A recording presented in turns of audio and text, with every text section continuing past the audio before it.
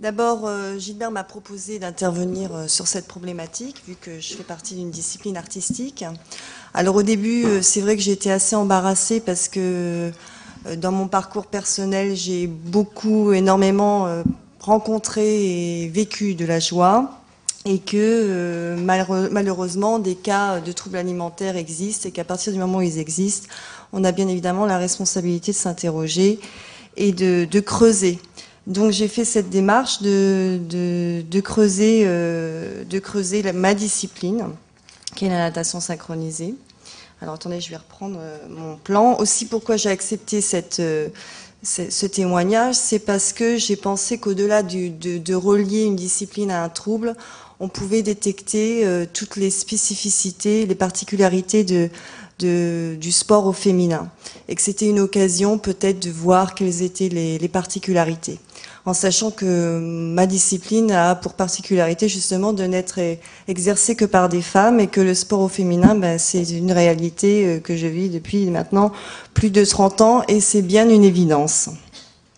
Donc, en partant donc de la discipline artistique, puisque bon, il y a la gymnastique, la danse, la GRS, la natation synchronisée, de par la définition de la discipline, jugée et appréciée, on peut déjà constater que les critères esthétiques ont une importance, et que l'image du corps peut avoir des résonances différentes selon les jeunes femmes.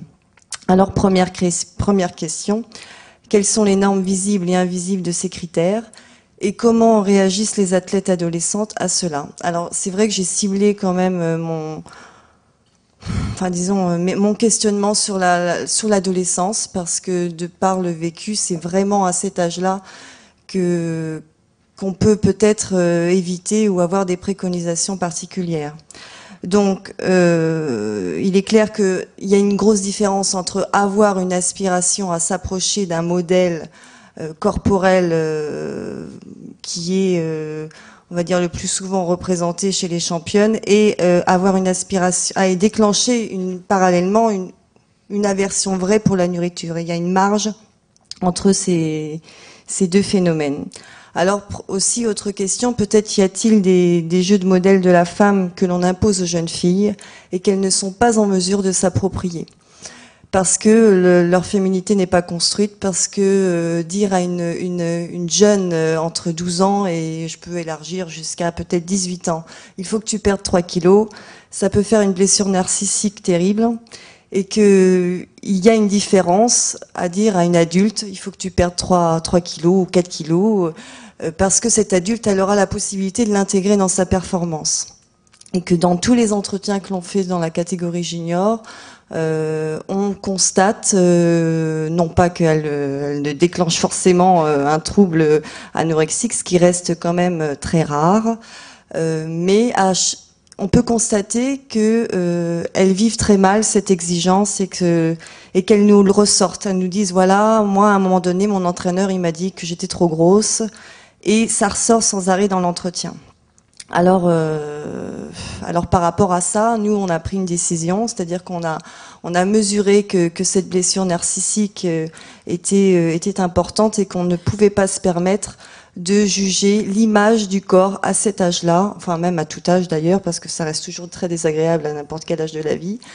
Et quand on se trouve avec une athlète qui a un peu d'embonpoint, on ne lui dit jamais tu es trop grosse ou tu dois perdre 3 kilos, mais on essaye d'amener le sujet soit d'une manière médicale, soit d'une manière nutritionnelle, avec jamais de pesée. C'est-à-dire qu'il n'y a pas de pesée en natation synchronisée, on ne pèse jamais les athlètes, il n'y a pas non plus de demande de régime, il y a éventuellement une amélioration ou une prévention vis-à-vis de la nutrition, d'ailleurs qu'on doit faire et refaire, et qui est encore à mettre en place de façon beaucoup plus systématique.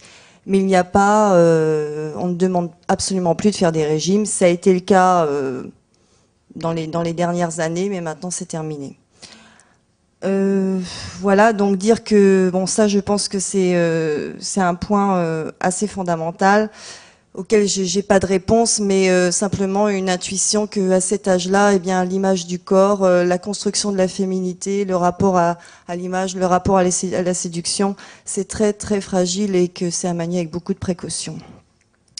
Deuxième point, y a-t-il un lien avec le côté précoce de l'entraînement? Donc on revient encore dans cette tranche d'âge.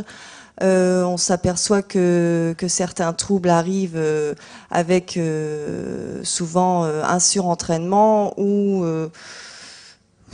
une angoisse ou un stress. Alors le stress, il n'est pas forcément dû à la pression de l'entraîneur. Il est peut-être en partie dû à l'entraîneur, mais aussi aux parents, aussi au contexte social, aussi à la pression des résultats ou des exigences. Et que par rapport à ça, on est en mesure de s'interroger. Alors bon, un problème que l'on rencontre, c'est que la surcharge des calendriers internationaux croît énormément. Et on ne sait pas comment répondre à cette question. Depuis quelques années, on constate qu'il y a 2 événements majeurs pour la catégorie junior, un championnat du monde, un championnat d'Europe dans la même année, pour une catégorie d'âge entre 14 ans et 18 ans, en sachant que cette catégorie d'âge, elle est, on va dire, un peu très très large. Il y a une grosse différence de maturité entre une nageuse de 14 ans et une nageuse de 18 ans. Et on se trouve face à un dilemme en tant qu'entraîneur. Qu'est-ce qu'on fait? Est-ce qu'on porte forfait sur cette compétition parce qu'elle se situe en plus de tout cela pendant les périodes d'examen de baccalauréat, de bac de français et terminale, puisque c'est aussi la problématique. Comment lier la scolarité de la première et de la terminale avec un calendrier international chargé. Donc on est en train de prendre des mesures par rapport à ça et nous allons prochainement proposer aux instances internationales de supprimer carrément une compétition pour cette catégorie d'âge. Donc l'entraîneur, il doit aussi faire face à ces contraintes de calendrier et faire des choix parfois complètement à contre-courant. Voilà. Ensuite, je voulais dire aussi que peut-être que la performance de très haut niveau arrive avec la maturité. D'ailleurs, je crois que c'est ce qu'on peut constater. Je crois que Laure Manodou n'est pas sortie à 14 ans, on n'a pas été championne du monde à 14 ans, Virginie Dedieu a été championne du monde à 24 ans, et que les disciplines artistiques peuvent devenir et sont certainement des sports à maturité tardive.